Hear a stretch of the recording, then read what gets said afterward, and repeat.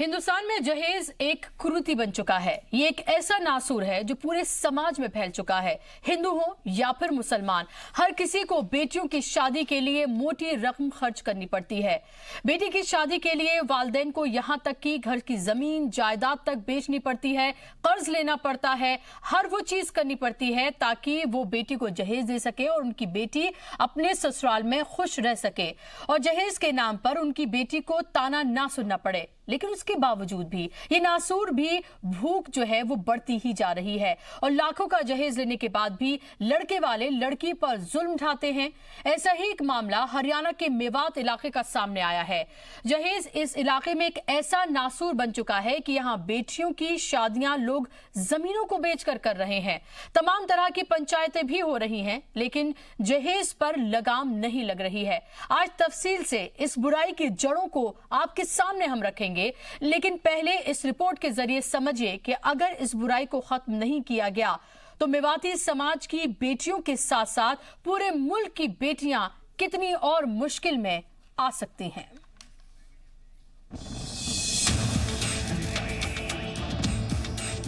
मोमिना की शादी जब 2018 में हुई तो जहेज में उनके वालिद ने एक बुलेट, एक कार और एक ट्रैक्टर, कई लाख कैश, जेवरात, फ्रिज, वॉशिंग मशीन यानी हर वो सामान दिया जो वो दे सकते थे।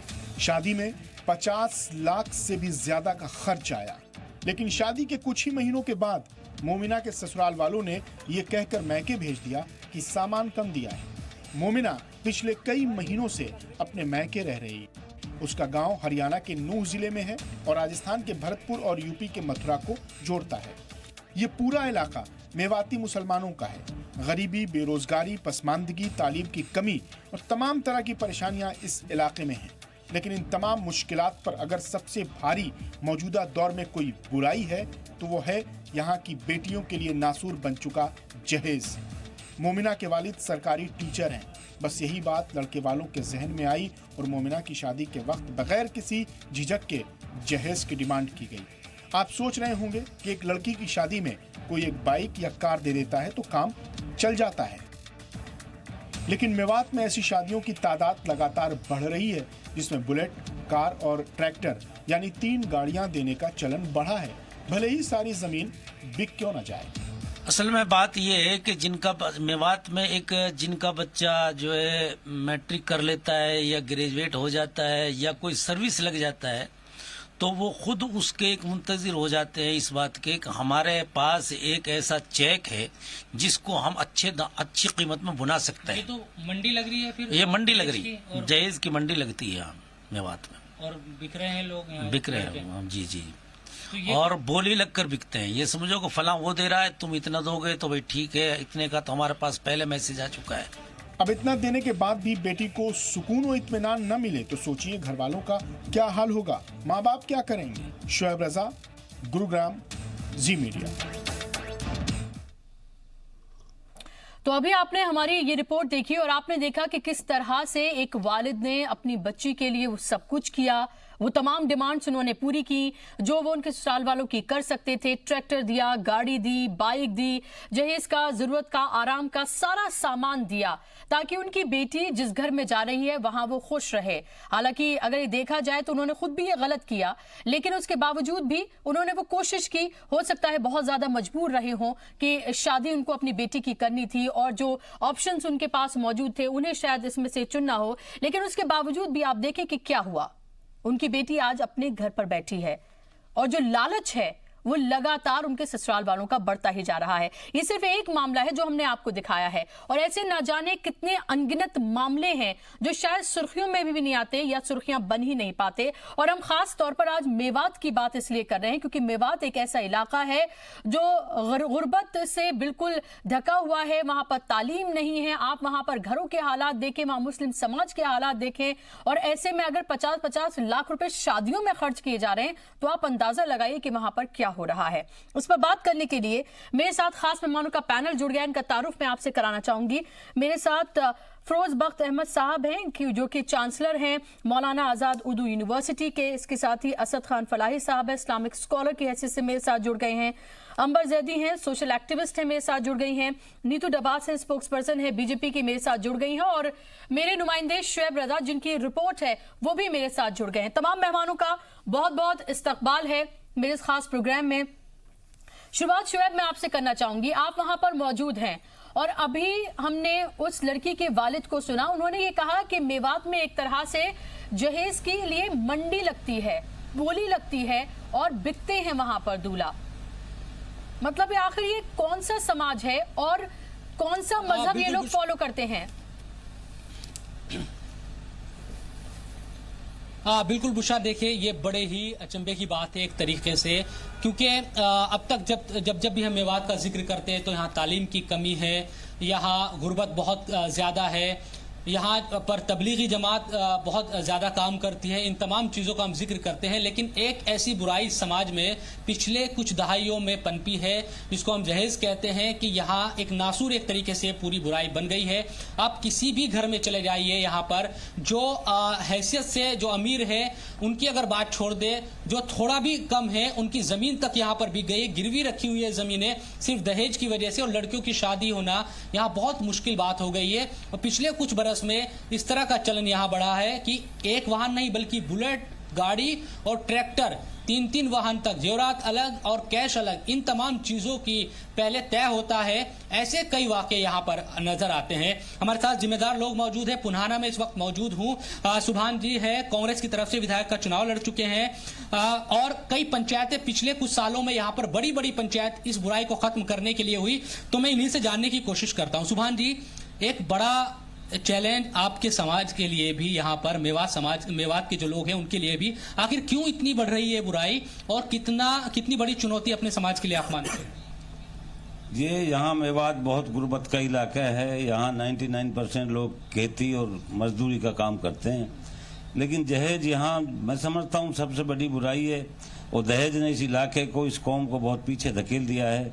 यहाँ दहेज कुछ दशक से, सन 70 के दशक से मैं समझता हूँ बहुत कंपलसरी हो गया है।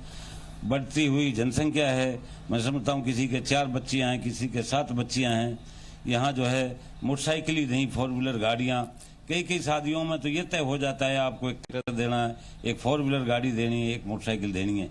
इस तरह से लोग मजबूर होकर दहेज को पहले ही तय कर लिया जाता है। जो बीच में लोग आते हैं, जो बीच में आता है कि मैं आपका रिश्ता कराऊंगा उस लड़के से, उसमें पहले तय हो जाता है। एक जमाना था, हमने देखा था कि मेरा बच्चा मैट्रिक कर गया, क्या देंगे आप? तो उस जमाने से ही, सन 70 के दशक से मैं बता रहा हूँ आपको, तो इस टाइप से दहेज से इलाका जो है बहुत पीछे है। कुछ सालों में मैंने कुछ लोगों से बात की तो ये तक बता रहे हैं कि किसी ने मैट्रिक की है, हाई स्कूल किया है, +2 किया है, किसी की नौकरी लग गई तो पहले तय होता है ये सब चीजें कि मुझे ये चाहिए तब मैं शादी करूंगा। ये वाकई सच है क्या? ये वाकई सच है। किसी का बेटा अगर आर्मी में सिपाही भी लग जाता है तो कहता है 40 लाख रुपए मेरे बेटे की शादी में आप खर्च करेंगे तो मैं रिश्ता मंजूर करूंगा, अदरवाइज तो नहीं। और यहाँ इतनी गरीबी है, इतनी अनपढ़ता है कि मैं आपको गिना सकता हूँ।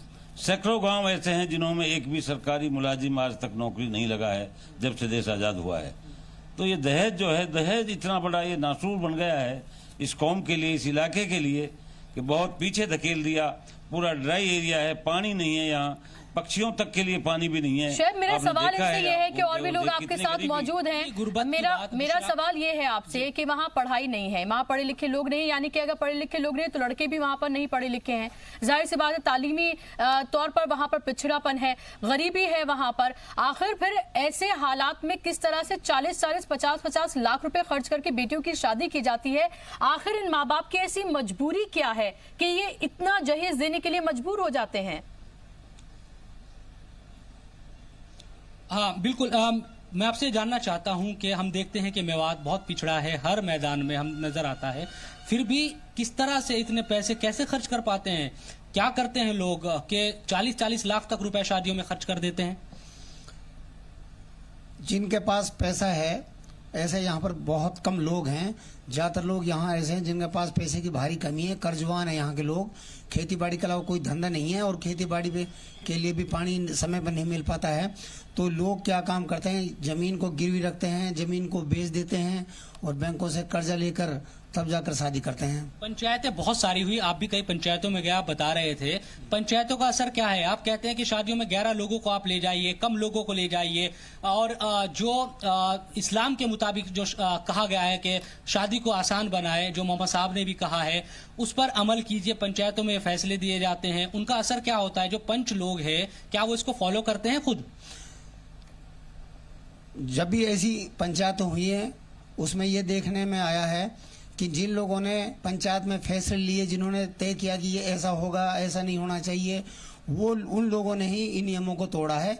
इसलिए आम आदमी उनकी बातों पर असर कैसे कर सकता है? जब तक वो पंच ही ईमानदारी से काम नहीं करेंगे तो ये लागू कैसे होगा? अच्छा, एक मेवात के बारे में तबलीगी जमात का बड़ा असर यहाँ है, इस्लाम के बारे में बताते हैं तमाम चीजें, तो इस्लाम तो ये भी कहता है कि शादी को आप आसान बनाइए, उसका असर क्यों नहीं है इस इलाके में? उसका असर ये बड़े लोग हैं ना, ये नहीं होने देते। यही पंच लोग कौन? जो समाज के जिम्मेदार बनते हैं, जिम्मेदार जो बने हुए हैं, यही नहीं होने देते। क्यों?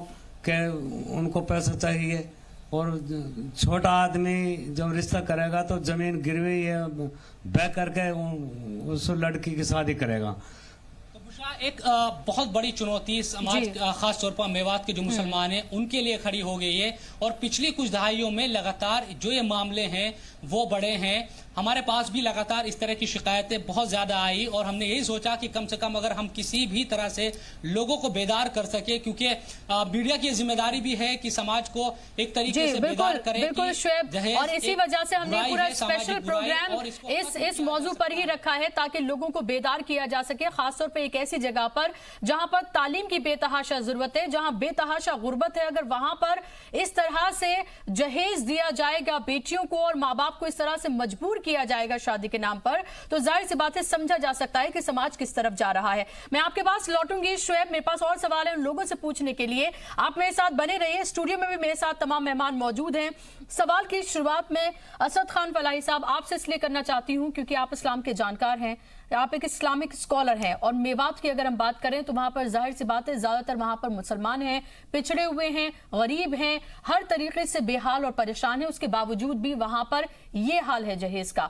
मुझे ही बताइए कि आखिर इस्लाम जहेज को लेकर कहता क्या है? देखिए, इस्लाम के अंदर तो जहेज का कोई कॉन्सेप्ट, कोई तस्वुर ही नहीं है।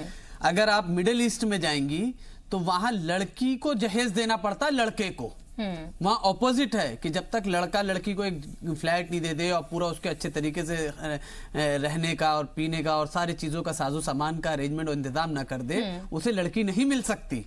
ये मिडिल ईस्ट का है और यही इस्लाम का भी है। इस्लाम के अंदर जहेज का कॉन्सेप्ट बिल्कुल भी नहीं है। जो अल्लाह के रसूल सल्लल्लाहु अलैहि वसल्लम के जो चंद चीजें हैं कि दी थी हज़रत फातिमा रज़ियल्लाहु तआला अन्हा को, तो वो बस एक बाप की मोहब्बत में कि बेटी को कुछ तो इंसान देता ना हदिये में, वो चीज थी, उसका जहेज से ताल्लुक नहीं है।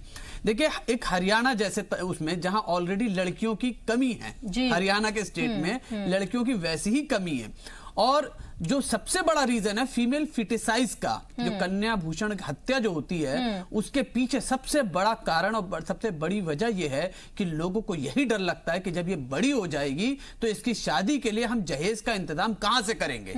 यही वजह है कि वो उसको पेट में ही मार देते हैं, सबसे बड़ी वजह जो है।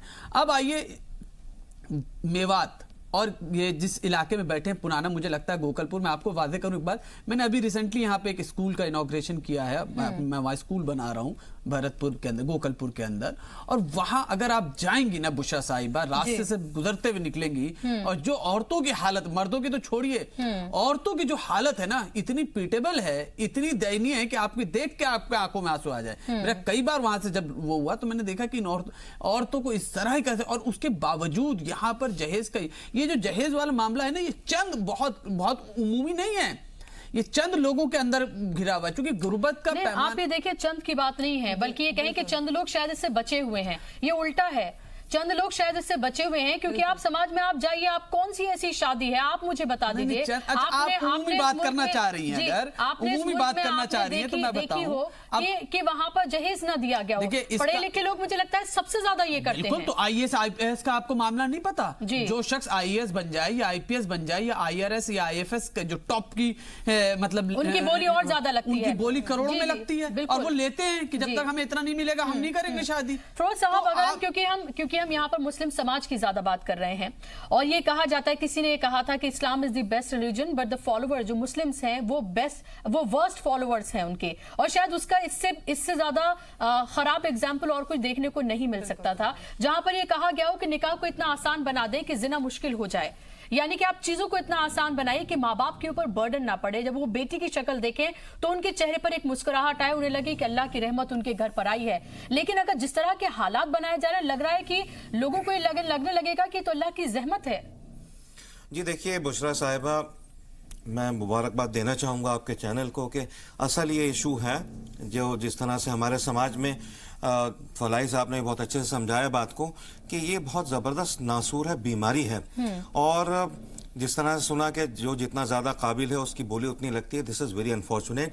और हम लोग देखिए prophet Muhammad peace be upon him, हज़रत मोहम्मद सल्लल्लाहु अलैहि वसल्लम के ऊपर हम जान लेने और देने को तैयार हो जाते हैं, लेकिन मसला यह है कि उनकी बात नहीं सुनते। ठीक है, उनको मानते हैं, उनकी बात नहीं मानते। अब जिक्र आया कि आपने जब अपनी बेटी को विदा किया तो कुछ नहीं, वही हमें फॉलो करना चाहिए। अब यहाँ लोग कहते हैं जी लड़के वाले से हम 200 लोग लाएंगे, हम 250 लोग लाएंगे, हम अरे भाई क्या हो रहा है? की जाती बिल्कुल ये बिल्कुल गलत है, ये गैर इस्लामी भी है और गैर समाजी भी है। ये किसी समाज में ऐसा नहीं होता। अगर किसी समाज में ऐसा फॉलो होता है इसका मतलब गलत वो लोग कर रहे हैं, चाहे कोई भी कर रहा है। तो मैं अभी बात आई थी, फलाई साहब ने कहा कि भाई जो जितना काबिल होता है, आपने भी कहा बुशरा, मैं अपनी शादी का एग्जाम्पल देता हूँ। हमारी वालदा तो हयात नहीं थी, खाला ने कह दिया था जो हमारी दुल्हन की जो वालदा थी उनसे कि भाई अगर आपने हमें जहेज दिया हम उसके ऊपर चढ़ के जाएंगे, हमें जहेज नहीं लेना। भाई आपने लड़की दे दी, लड़की पढ़ी लिखी थी, बात खत्म हो गई। आपने लड़की दे दी तो बात यहाँ खत्म हो गई। लड़की से बड़ा जहेज, लड़की से बड़ा इनाम, लड़की से बड़ी दौलत कोई नहीं है। लड़की अच्छी है, घर को संवारने रखने वाली है। तो मैं समझता हूँ ये सारी चीजें, अभी सुना 40 लाख दे रहे हैं। मेवात निहायत ही पिछड़ा हुआ इलाका है, बेतहाशा वहाँ गरीबी है। अभी आपने कहा स्कूल बना रहे हैं, बड़ा अच्छा नेक काम कर रहे हैं।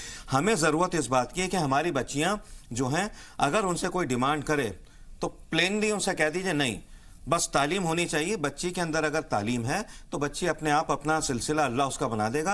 और जो लोग जहेज की डिमांड करते हैं, मैं कहता हूं हमारे बड़े बड़े कानून बने हुए, पर्सनल लॉ क्या है, ये पर्सनल लॉ बोर्ड वालों को देखना चाहिए। अगर कोई जहेज की डिमांड करता है, मैं तो कहता हूं कि उसको जेल में डाल देना चाहिए। फिर उसके बाद जब कोई कानून बनने लगेगा ना, फिर कोई जब इंटरफेयर करेगा तो उनको सबसे पहले फिर उनको सब चीजें जो है वो याद आ जाएंगी। मैं आपके पास लौट रही हूँ। जहेज कहीं से कहीं तक उसकी समाज में कोई एक्सेप्टेंस नहीं। लेकिन पता अब किस तरीके से इसको वो किया जा रहा है, जस्टिफाई में जो है उन्होंने अपनी शादी का जिक्र किया और उन्होंने बिल्कुल सही बात करके चढ़ के जाएंगे। मैंने अपने दोस्तों को बहुत को किया और वो लोग राजी हुए। पता अब क्या लड़की वाले क्या कहते हैं, भाई ये तो हम लड़की का तरका दे रहे हैं, जो उसकी विरासत है वो उसका हिस्सा दे रहे हैं। देखिए वो इस तरह से बिल्कुल नहीं आप ये देखिए तो सब कुछ आ गया। बिल्कुल अंबर आप ये देखें कि इस तरह से हो सकता है कि वालिदैन जो हैं वो उसके अपने लिए और जो लड़की है उसके लिए कंफर्टेबल सिचुएशन बना रहे हैं। क्योंकि आप और मैं भी एक लड़की हूं, समझ सकते हैं कि वालिदैन किस दौर से, किस तरीके से, किस उससे गुजरते हैं। क्योंकि पढ़े लिखे लोगों में ही सबसे ज्यादा हमने देखा है कि किस तरह की डिमांड होती है, कहां शादी कर रहे हैं, किस होटल में कर रहे हैं, कितने बाराती होंगे, कैसा खाना होगा, कैसा पहनावा होगा, क्या दे रहे हैं। ये तमाम चीजें तो पहले से एक फहरिस्त बाकायदा तौर पर तैयार की जाती है। बुशरा मैं माफ कीजिए, मैं आपकी बात काट रहा हूँ, रोक रहा हूँ, मैं माफी चाहूंगा। देखिए क्या है, लड़के में काबिलियत है, उसके बाजू में दम है, सारी चीजें उसको करनी चाहिए। लड़की से आप शादी करें, ठीक है, माँ बाप कुछ देते हैं, अलग बात है। मैं तो समझता हूं कि शादी का जो जोड़ा है उसमें लड़की को ले आइए, अल्लाह बरकत देता है। अगर आप डिमांड करेंगे जी गाड़ी दो, अब फॉर्चूनर तो मुझे भी नहीं पता, अभी थोड़ा साल भर पहले मैंने इसका नाम सुना है गाड़ी का। वहां मेवात में लोग, this is very very sad. हाँ, हम लोगों को इससे बाहर निकलना होगा। और आप ये देखें कि अंबर एक ऐसी जगह की स्टोरी है जहां पर स्कूलों की बेतहाशा जरूरत है, जहां इंडस्ट्रीज कॉलेजेस लगनी चाहिए, जहां लोगों को कारोबार मिलना चाहिए, जहां तालीम याफ्ता लड़कियां खुद मुख्तार इस तरह से बन जाए कि वो डिसाइड करें कि उन्हें क्या करना है नहीं करना है। आप वहां की हालत देखिए क्या हो रहा है। आपको क्या लगता है कि आखिर इन सब चीजों को मुहिम बनने में और कितने साल लगेंगे? देखिए बुशरा, सबसे बड़ी परेशानी तो ये है कि हम सब दिखावे के लिए तो बहुत बदल गए हैं। जैसे हम और आप हैं, हम बहुत मॉडर्न कपड़े पहनते हैं और अच्छी अच्छी बातें करते हैं, लेकिन जब प्रैक्टिकली हम उन चीज़ों को अपनी ज़िंदगी में अप्लाई करते हैं तो वो नहीं कर पाते। कहते हैं बातें करना और उनको अपनी ज़िंदगी में अप्लाई करना बहुत मुश्किल होता है। जैसे कि एक साहब बैठे हुए तो उन्होंने बोला कि वहाँ के जो बड़े बड़े लोग हैं वही इन चीज़ों को फॉलो करते हैं और वही इन चीज़ों को बढ़ावा देते हैं। तो वो लोग जो ज़माने में दुनिया में एक मिसाल कायम करें लोगों के लिए कि हम दहेज नहीं लेंगे और ना देंगे, तो उनको ही समाज में आगे आना पड़ेगा। वही बड़े बड़े लोग अपने बच्चों की शादियों में मोटे मोटे दहेज लेते हैं, बड़े बड़े खाने और बड़े बड़े इंतजामात होते हैं। तो उन लोगों को आगे बढ़ के हम दिखावे के लिए ना बदले, हम सही में जो हमारा इस्लाम कहता है, इस्लाम में तो बल्कि इनफैक्ट आप वर्ल्ड ओवर चले जाएं, कहीं पे भी जहेज का कोई कॉन्सेप्ट नहीं है। चाहे आप यूरोप में चले जाएं, middle east, Saudi, in fact Pakistan और बांग्लादेश में भी आपको जहेज की ऐसी कोई परेशानी नहीं मिलेगी। ये सिर्फ और सिर्फ हमारे हिंदुस्तान में ही बहुत रैम्पेंटली हो रहा है। आप किसी स्टेट में चले जाएं, वहाँ के हिसाब से अलग अलग जैसा जैसा कल्चर है। आप बिहार चले जाएं तो वहाँ पे भी पहले से तय होता है IAS, IFS और जितने भी IRS डॉक्टर्स, इंजीनियर्स की, टीचर, पियोन, यहाँ तक कि उनके भी अपना उनके 25-30 लाख का उनका भी रेट होता है। तो अपनी एक पूरी रेट लिस्ट बनी होती है। वैसे हरियाणा के अगर हम हालात की बात करें तो वहाँ पे महिलाओं के हालात कितने खराब है हम सब जानते हैं। महिलाओं पे घर खेत दोनों की जिम्मेदारी होती है, घर में भी काम करती हैं, खेतों पे भी काम करती हैं, पढ़ाई लिखाई उनके पास नहीं, बेसिक उनको जो ज़रूरत है उनकी हेल्थ और जो उनको फूड मिलना चाहिए, बेसिक चीज़ें ही नहीं मिल पाती हैं। और फिर उसके बावजूद इतने बड़े जहेज के ऐसे हालात उनके लिए पैदा कर देना, ये बहुत शर्म की बात है। जो इस्लाम एक इंसानियत का धर्म है, हर चीज़ को इंसान मोहब्बत को और हर चीज़ को आसान बनाता है, तो उसमें ऐसी चीज़ें मुश्किलें सामने आती हैं। यहाँ तक कि ट्रिपल तलाक पे जब मैं काम कर रही थी बुशरा, मैंने कई सारे विक्टिम्स के इंटरव्यू किए, तो आप यकीन मानिए कि हर विक्टिम की सिर्फ और सिर्फ परेशानी सिर्फ जहेज था। हर किसी की बात जहाँ से बिगड़ी थी वो जहेज था। तो इस्लाम में हमारे मुआशरे में भी लालच ऐसी बढ़ गई है जो धर्म अल्लाह पे यकीन रखना बताता है कि आप यहाँ तक कि इंश्योरेंस को और बहुत सारी चीज़ों को मना करता है कि आप अल्लाह पे भरोसा कीजिए, अल्लाह देने वाला है। तो उनमें इतनी लालच आ गई है, ये सोचने वाली और गौर फिक्र करने वाली बात है। नीतू भी मेरे साथ मौजूद हैं, बीजेपी की स्पोक्सपर्सन हैं। नीतू, आप एक स्पोक्सपर्सन होने के साथ साथ जाहिर सी बात है कि एक लड़की भी हैं और आप ये देखते होंगे कि समाज में ये चीजें किस तरह से फल फूल रही हैं। ये किसी एक मजहब का मसला नहीं है बल्कि पूरे मुल्क का मसला है। आप ये देखें कि मैं एक एग्जाम्पल आपको दूंगी। मेरी एक दोस्त थी, उसकी बहुत दिन से शादी नहीं हो रही थी, बहुत परेशान जब वो रहने लगी। मैंने उससे पूछा कि भाई क्या हुआ, उसने कहा कि अभी मेरे फादर के पास उतने पैसे नहीं है क्योंकि जाहिर सी बात वो पढ़ी लिखी थी, इंजीनियर डॉक्टर ढूंढे जा रहे थे और 25 और 30 लाख रुपए की बोली लग रही थी। मेरे लिए शायद वो पहला ऐसा एग्जाम्पल था, मेरे लिए एक शॉकिंग था, लेकिन उसने कहा कि ऐसा ही होता है हमारे यहाँ कि अगर डॉक्टर है तो पहले से पता चल जाता है कि इतने लाख और इंजीनियर है तो इतने लाख, और यही वजह थी कि उसकी शादी में इतना डिले हो रहा था। आप ये बताइए कि लॉज हैं हमारे यहाँ, सख्त लॉज हैं, उसके बावजूद भी इन सब चीजों पर लगाम क्यों नहीं लगती है? बुशरा, जैसे आपने उदाहरण दिया, ऐसे उदाहरण हम सभी अपने आसपास देखते हैं। हम उसी मैं भी लड़की हूं और इसके साथ मैंने अपने आसपास समाज में ये समस्याएं होती देखी हैं। और सबसे बड़ी समस्या ये है कि हम इसको एक अमूमन एक परंपरा के तौर पर लेते हैं। ये हमें समझने की जरूरत है, ये हमारी कोई संस्कृति या परंपरा का हिस्सा नहीं है।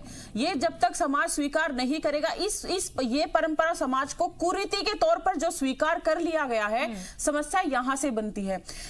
दूसरी समस्या ये है, जो अभी आपने चर्चा की, उस चर्चा से एक बात निकलकर ये भी आती है कि ये जो लेन देन की परंपरा क्या है। पहले ये शुरुआत होती थी क्योंकि उस समय जब लड़की को ब्याहा जाता था, शादी की जाती थी, तो एक परिवार की आगे एक सहयोग के रूप में जो है माता पिता के आशीर्वाद के तौर पर वो जब चीजें दी जाती थी। लेकिन वो धीरे धीरे एक दिखावा इतना हो गया, वो शादी सिर्फ शादी तक ही नहीं खर्चा, वो परिवार, वो शादी में ये जिस दिन शादी का परिवार का तो खर्चा होता ही होता है, उसके बाद भी ये चलता रहता है। वो बच्चे होने से लेकर बहुत सारी तमाम परंपराएं, अब ये त्योहार है, अब ये है, हाँ, अब ये त्योहार है, उस त्योहार के नाम पर जाना, बच्चा हो रहा है उसके नाम पर जाना, ये लगातार चलता है। और सबसे बड़ी बात, दिक्कत ये आ जाती है कि हमारे समाज के लोग ये मानते हैं कि ये होना चाहिए और ये ठीक है, अगर नहीं होता है तो ये सवाल उठाते रहे, आप क्यों नहीं कर रहे हैं। ये मैं आसपास हम सभी देखते हैं। तीसरी बात मैं कहूंगी कि राइट टू प्रॉपर्टी एक्ट हमारे देश में बहुत सालों पहले लागू हो चुका है।